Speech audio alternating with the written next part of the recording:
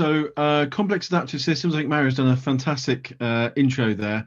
One of the characteristics of a complex adaptive system that you can look for, and not all of them have this, but this is not uncommon, is large numbers of interactions. So the connecting constraints that Mario was talking about. He's already identified, within an organization, you might see change controls, you might see different activities. But if you think about the cybersecurity domain, the thing that we think about, you've got defenders, you've got the blue teams, you've got your attackers, and traditionally that's where we limit our models. How good are the attackers? How good are the defenders? Do we think we're going to get successfully attacked?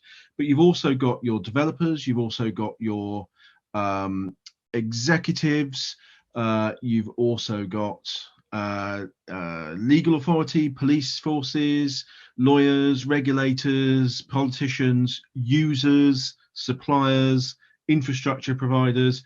There is a large number of actors consistently interacting, especially when we're connected to the internet, and all operating with different requirements, different goals, and different capabilities. And if you could predict one of them, you'd be doing fantastically. To be able to predict the results of all of them is difficult.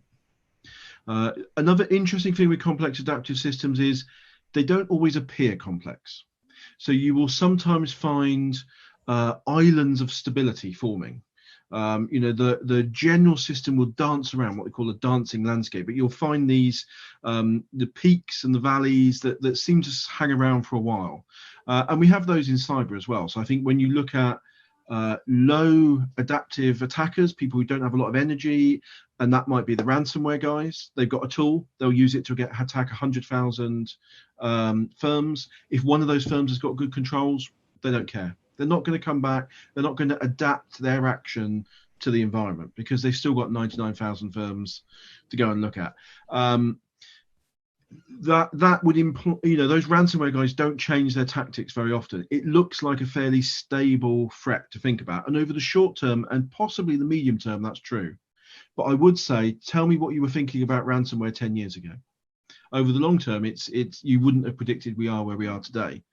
As we shift through the attackers, you end up with these more opportunistic guys who, or ladies, who find weaknesses that we've allowed to occur in our environments and exploit them and see what they can get. They're not after anything particular, probably money or data.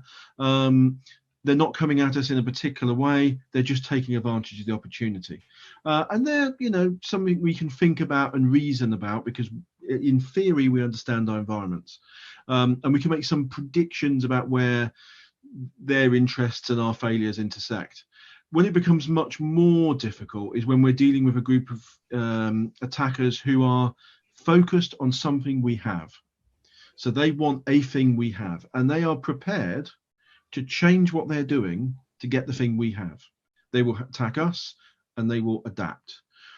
The problem there is, however we model our own environments and model our own actions, they will adapt and react to what we're doing, which makes them unpredictable. And this is a significant problem and is indicative of the complex adaptive system as a whole.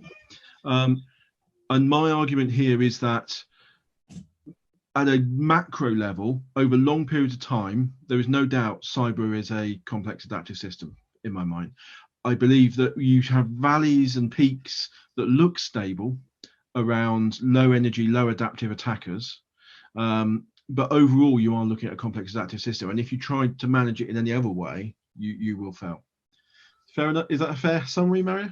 Yeah, sounds great.